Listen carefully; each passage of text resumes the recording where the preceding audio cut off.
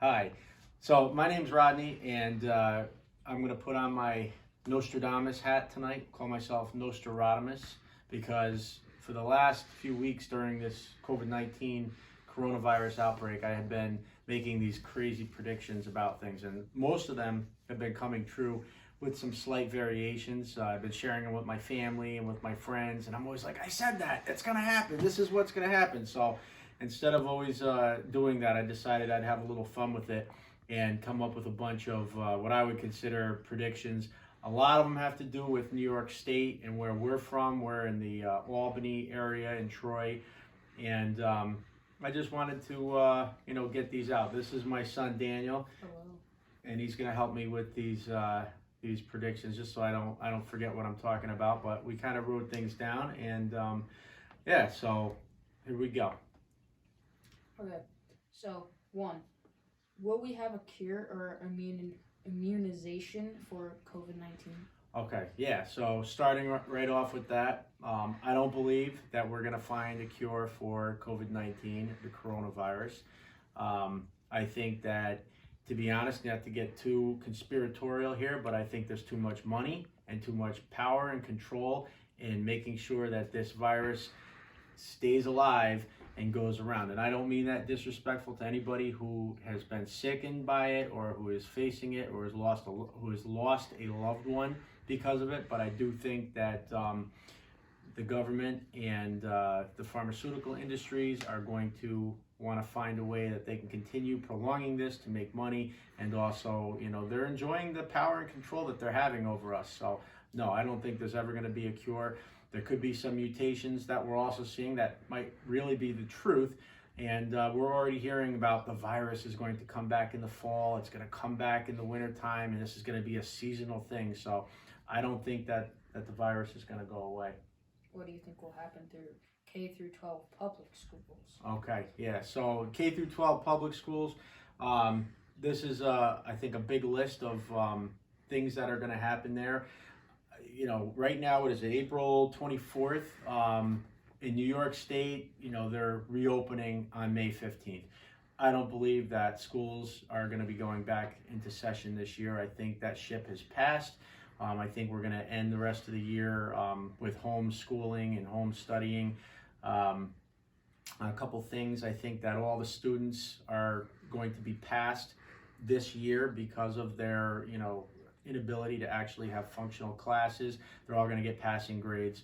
I think that that's not true. I think in the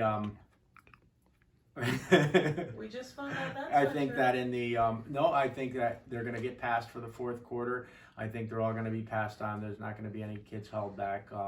And I think that as far as if school reopens in the fall, which may or may not happen, and I don't believe it's going to reopen right around where it should open in the fall. I think it's going to have a major delayed opening. I think you're going to see school brought back on A and B days. Basically, half the student population, half the teachers are going to go in on one day, on an A day, and then the other half is going to go in on a B day. And that's because you can't have all the kids riding the school bus together. You're going to want the classes a little more distributed and set aside. And I think that you're going to see that kind of a restriction happen. I also think that you're going to have what I call designer teachers occurring. Okay, we've got a state mandated curriculum and benchmarks that need to be met throughout the state. And I think that you're going to have the quote unquote hot teachers who really know how to teach and are really adept at using Google and YouTube to put out their classes online. I think that those teachers are going to actually rise to the top. And what you're going to find is that having a local school doesn't really matter anymore. If you're a student who lives in Mariah, for example, and maybe you don't have all the access and the resources that you might have down in Albany or New York City, but you're able to find classes online on YouTube, the state's going to say, hey, you're being homeschooled anyway. This counts as a class, and you're going to see people subscribing to these mass classes.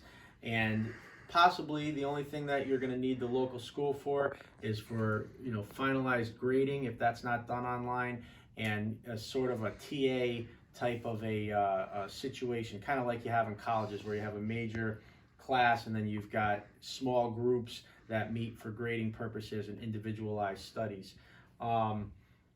Other things, I think that, the events, the extracurricular activities, those things are going to be highly changed. And, if we are still having the kids homeschooled, there will be a bus schedule that brings the kids back so that they can, practice football in the fall or soccer in the fall, whatever the fall sports are. And when those games actually are being played, tickets will have to be sold. They're going to do temperature checks. They're going to make sure that everybody who is playing and who is watching in the stands are separated and are healthy. I'm not sure how some sports are even going to be able to continue because some sports are highly contact and everybody's spitting on each other. So it's, I don't know how certain sports even are going to be allowed to play, like wrestling, for example. But, that's some of the things that I think that are going to happen with K through 12.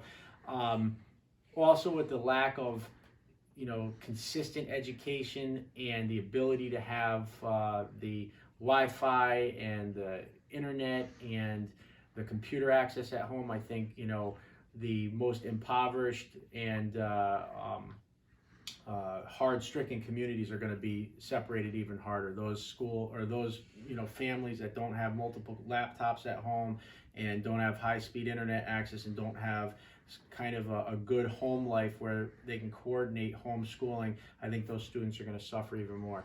As far as taxes are concerned, with the homeowners and the people that are actually paying for taxes, I don't think anybody's getting a refund. So even though the schools are actually using less and the sports are down and all the heating and electricity is down and you're not paying for janitorial staff, you ain't getting that money back. Schools are going to find a way to spend that, unfortunately. And did I miss anything on that, Daniel? No. What's the next question? Where are we going now? Oh, what do you think about the private schools? Yeah, K through 12 private schools. So this one, now think about this. If you pay money, you pay good money to send your kid to a private school where it's all about this, supposedly enhanced education and also the location. Possibly you're sending them to a private school for, other extracurricular activities, the athletics.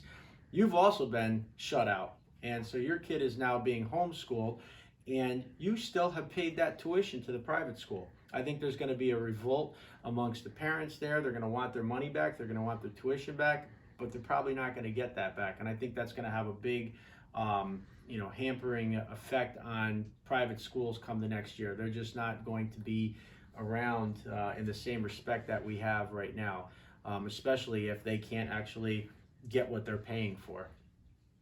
What's next? Colleges, okay, similar to the private schools. I think only the big and the strong and the athletic powerhouses survive.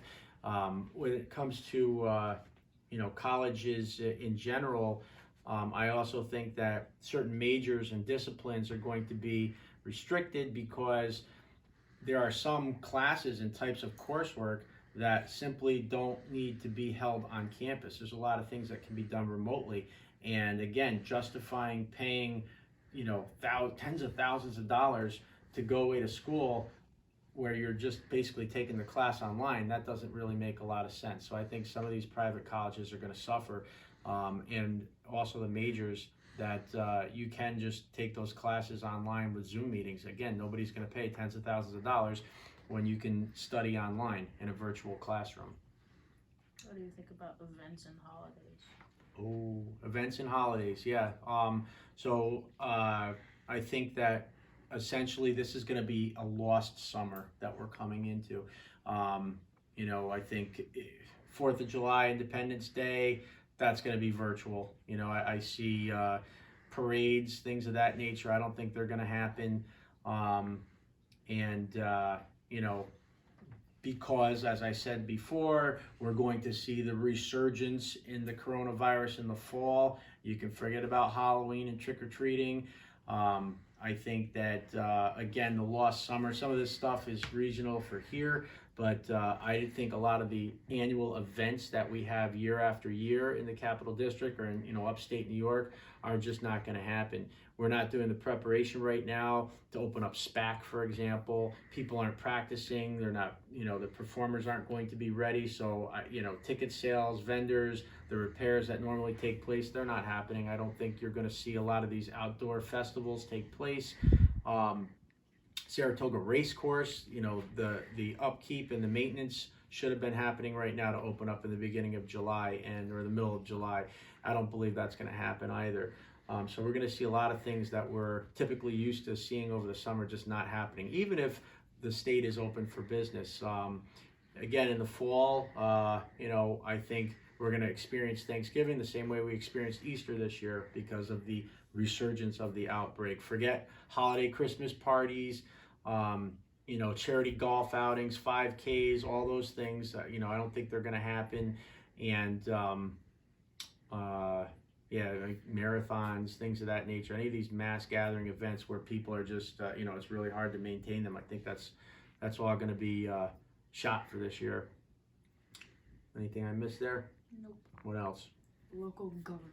Local governments, yeah. So, what I can see here, when I live in Troy and what I see around here is that the really local governments aren't really doing anything. They're, relegated to their essential work. I see more things on the county level as far as activities are concerned and, where people are actually getting their information and they're getting their work. So I see the local government picking up the trash, obviously providing the police and fire, but as far as parks and recreation, as far as other amenities and things that local governments are doing, I mean they're just not even maintaining the streets and in ways that they were proactively maintaining those streets. I see things on the county level and possibly on the state level. Why do you think women are more resistant to it? Oh, yeah. So I've heard a couple pieces of information out there. I think this is pretty interesting, but researchers are finding that because women have two X chromosomes, that their bodies and their genetic makeup actually makes them stronger and more capable of fighting off the virus. I may have my numbers slightly wrong here, but I think that women are 2 to 3 times as likely to contract the disease, and that's partially because of their circumstantial proximity to people who have it, just because of their line of work in general or the fact that they're caregivers. So they tend to have a higher infection rate. However, it has also been determined that men are, I think, 30 to 40% more likely to actually, unfortunately, die from the virus. And, people thought that was because men don't wash their hands or aren't taking care of themselves as much, but it's actually looking more like the genetic makeup of women with 2 X chromosomes, and where men only have 1 X chromosome. So a woman is naturally better able to combat this disease. And I think that, science and medicine and research, they're going to actually study this, and this is going to lead to some other breakthroughs in other types of diseases, just understanding how women are better superior in that regard, fighting off these kind of viruses. What do you think about the restaurants? Restaurants, okay. Restaurants, I think only the strong and big are going to survive. The way that, as we're told, the new normal, where social distancing exists and people have to wear masks and everything, a lot of these restaurants that were built on being cozy, where you're back to back with other patrons, that can't happen. And in a restaurant, it's all about volume. It's all about turnover. It's all about having, the actual demand in there. So if you cut a restaurant seating capacity just to maintain social distancing compliance, then that restaurant doesn't really have a business case to operate, and that's going to be really difficult. So I think a lot of the physically larger chain restaurants are going to be able to accommodate that, but you're going to see more standardized menus. You're not going to see big books of menus where you can order anything you want. You're going to have almost like a what do they call it, a prefixed menu for the night where people can order, one of 6 dishes, and that's all you can have. while we're at it, I think, we're obviously going to see our servers wearing face masks while they're serving us. Now, how do we actually sit down and go out to dinner with somebody who's not our family if we're on a double date or we're meeting up with some other people? I think we're going to have plexiglass surrounding each table. We might even have plexiglass at the table dividing it out so that people aren't getting spit on each other while we're eating and laughing. And, we'll have a little spot underneath the plexiglass like at a bank where we can pass the salt back and forth. You know what I mean? So I think restaurant life is going to be a little different. And if you don't have good outdoor seating, I think that's going to be a big problem. So, restaurants are going to suffer as they already are. The sales of cars. Sales of cars, oh my gosh. Nobody's driving, nobody's going anywhere. Everybody's virtually working from home. There's a glut of vehicles in here. I think the price of cars are rapidly dropping. And, wait about a month after you get your stimulus check if you haven't already got it, because I think cars are going to be really cheap and it'll be a good time to buy in about a month. What do you think about local grown, organic, or free range food? All right, yep. So, again, like these reports that, we're seeing about the big mega farms and the big meat processors actually having an infection spread inside there and that disrupting the supply chain. We've seen things like that with lettuce and E. coli and whatnot. I think that this is going to really lead to a push for local, regional type of food delivery and farming and free range places where the contaminants aren't being shipped all over the country and we're not always relying on one, all our eggs aren't in one proverbial basket as it is. So I think that we're going to see more people shop local, and back to the whole controlled governmental aspect of things. I wouldn't be surprised if we actually don't see a mandate or a law or a rule passed by the government, whether it be the state or on a regional level, that you actually have to buy your food or some sort of a portion of food has to be sourced locally, highly locally. So, I'm not really taking an opinion on it, but I think that's a good thing to make sure that we are fed as a country. What do you think about Cuomo running for president or vice president? All right, yeah, so I think this one's, to me, pretty obvious. Every single day, Governor Andrew Cuomo is going toe-to-toe with President Donald Trump, and they're going back and forth. His political star is rising on the national level. I think, Joe Biden is going to tap him as his vice presidential candidate by the time the national convention comes around. Whether or not there's a national convention or not, really doesn't matter. I think Cuomo is going to say absolutely, rise to the occasion, and he's going to say yes. And then this is just my prediction. I think something's going to happen. I think Joe Biden is going to end up dropping out of the race prior to the election, and Cuomo is going to, answer the call, and he will ultimately be the Democratic candidate for president against Donald Trump. What do you think about cash currency or Bitcoin? Yep. So as I go from store to store, I see, signs up in the stores. Please refrain from using cash because of the contamination purposes. People are afraid because they're passing cash back and forth. We know in Wuhan, China, and in China they actually confiscated a whole bunch of money and then reprinted new money that, was potentially clean. I think that we already are accustomed to using credit cards and a cashless type of society. We use Apple Pay, Samsung Pay, Google Pay. I think that all these things are going to happen. However, Bitcoin, if that's a cryptocurrency, the Bitcoin halving, which is a huge event, and that basically makes it more rare for Bitcoin to be found. That's going to inflate the value of Bitcoin and make it more valuable. That's happening in about 2 weeks right now. So I think that because Bitcoin is decentralized and it has a portable aspect to it and it can be used anywhere in the world and there isn't any government that is in control of it, I think that that's going to be a more likely type of currency, if you will, a means of actually paying for things that are going to happen. And I think that's going to happen pretty rapidly, especially since we can send Bitcoin anywhere over the world in seconds, as a matter of fact. What do you think about movies or entertainment? Okay. Movies, entertainment. I think that we're getting used to having, our movies streamed. We've been sitting in our house. We're getting used to watching it. Most people have large flat screen TVs. I don't mean to make that assumption, but I know that, flat screen TVs have been, pretty readily available and affordable for years now. And high def is out there. The movie industry is actually releasing new movies that would have been in the theater direct to digital right now, and people are buying them and they're paying for them. I just don't see that people are going to end up going back to the cinemaplexes. I do think that there is a place for small movie theaters, even boutique type movie theaters, where they serve alcohol and dinner at the movie theater. Plus, I also think the drive-in theaters will still be a hit because you can, maintain social distancing. You can stay with your family in the car. It's outdoor, and again, that's kind of an event. It's not just about going to see the movie, but it's the whole experience. But I think, in general, we're going to be watching movies at home, and those big movie megaplexes are just going to be a thing of the past. Smoking or vaping?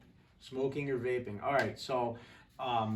This is a COVID-19 coronavirus is a respiratory situation, and you're seeing that a lot of the people who are having COPD or that type of an underlying situation are more likely to be intubated and having the ventilators to help them breathe. So that's making things a lot more difficult. And again, with the way the government is enforcing and also sending out information and trying to make these kind of changes that have to happen, I think you're going to find that secondhand smoke of any type is going to be deemed a huge public health risk, and that's the difference between just a choice there. I think that they're going to essentially outlaw all sorts of smoking in general. I think that, the vaping industry is already under attack right now. They're trying to outlaw that in New York and in other states. They're seeing issues. And, there's report after report that a lot of people who have COVID-19 and are also vaping or smoking are, having more difficulty recovering from this, and it's compounding it. So I think that, ultimately you'll see smoking become illegal. Unless you are by yourself in your own private land, private property. I'm not even sure you'd be able to be allowed to smoke outside if you're too close to your neighbor. But I certainly don't think there will be designated smoking areas anymore, and you won't be able to smoke out in public on the street, on the sidewalk. I think that's going to be illegal, and I think that's going to go for all types of smoking. In New York, they're talking about passing recreational marijuana. I think that is dead on arrival. They're finding out that THC in any form actually has the ability to suppress the immune system. So whether it's smoked or it's taken as an edible or vaped or, whatever drops or anything like that, that actually is going to make you more susceptible to having the virus, do actual real harm. So I don't believe that we'll ever see that having the light of day over here either. I think that smoking, ultimately, you're going to find that, being made illegal, just like we're being forced to wear masks. What do you think about the traveling or vacations? Traveling and vacations, well, a lot of industries are going to be forever changed. I don't know how long it's going to take for the cruise industries to recover. We always hear the cruise ships are the ones that first get hit. They get hit the hardest, whether it's the coronavirus or the rhinovirus or other viruses. It's always bad on a cruise ship. I hope that they come back because cruises are a lot of fun. I love them. I want to go on them again. But that's going to be tough. If New York State opens up the state on a regional basis like what we're being seen, I think any area in the state that has a direct corridor to New York City, like the Capital District, for example, is going to become a COVID-19 travel destination. You're going to see, if upstate New York gets opened for business, so to speak, and restaurants are open, even if it's in that form that I, described earlier, you're going to see mass exodus out of New York City racing up here so they can go to the Cheesecake Factory or Laporto's or whatever other restaurant that's up here that happens to be open, because they can't do that at all down in New York City, and people are ready they're losing their minds. They want to get out of here. What businesses do you think won't make it through coronavirus?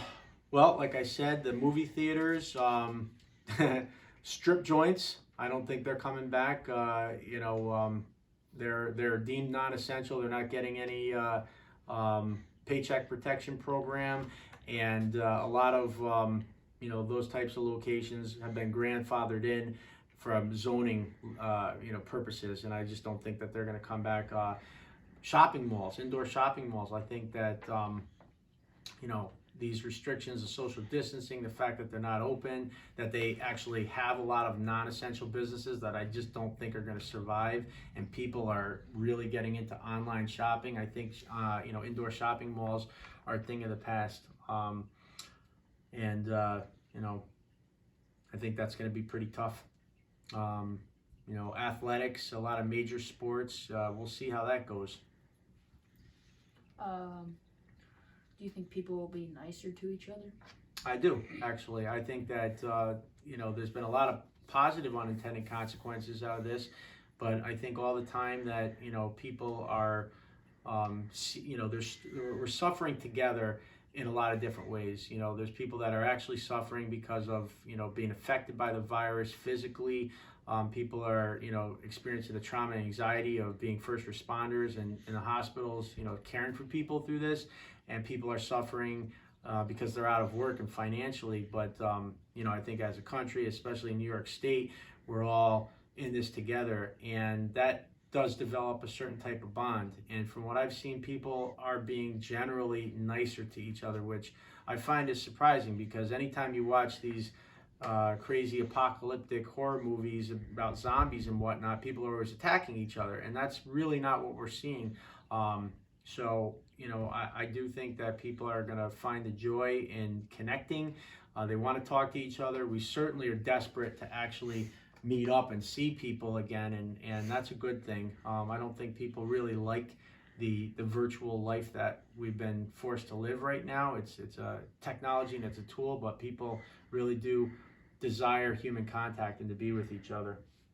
What do you think about the churches? The churches, I think that, again, we've got this technology that didn't really exist 4 and 5 years ago, and I think that many of the churches are actually using the technology very well to spread their messages. And at the same point, the churches are seeing that the physical locations aren't necessarily as important, because people are able to get the messages online and to see each other that way, and also do that. I think the ministries, street ministries, the actual going out and doing work are going to thrive when we're allowed to do that, because people do want to serve, and they do want to, donate their time and their abilities to help other people. What do you think about the dental hygiene? Dental hygiene, okay, yeah. So I think that, I think for the most part, dentists have been deemed non-essential right now. Plus the fact that we're wearing face masks, I think we're going to see a lot of people not brushing their teeth, not caring, and we're going to have some pretty stinky breath and a bunch of cavities. Lastly, what do you think about the public face masks and what the personality that it shows? Yeah, okay. This is my last prediction right now. I think that we've been told we've got to wear face coverings. Now, we haven't been told we have to wear N95 masks, so now it's bred this whole new industry of face masks. And I think that, in many ways, in many of the same ways that the kind of scarf you might wear or the kind of tattoos you might have talk a little bit about your personality.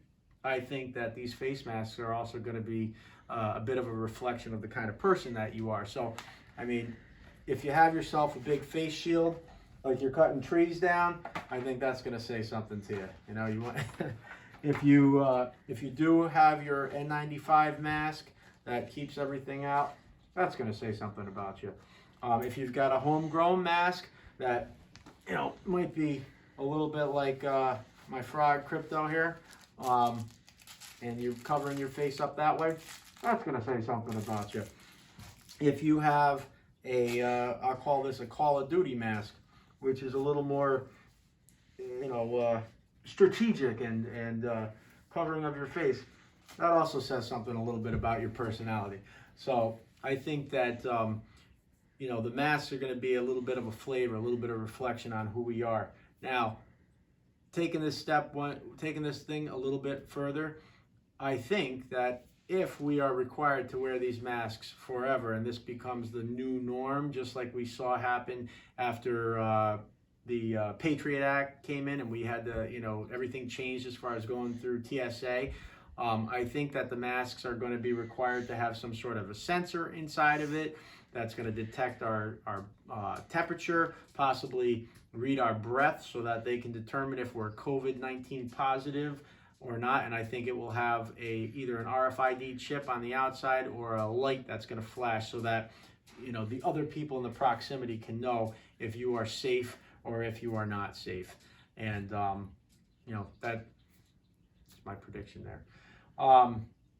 So anyway, that's all I've got. Now, I could totally be wrong. And come May 15th, when New York State opens back up, everything just goes back to normal. But we'll have to see. So for that, those are my predictions. And just call me Nostrarodamis. Thanks, Daniel. You're welcome. We're out of here.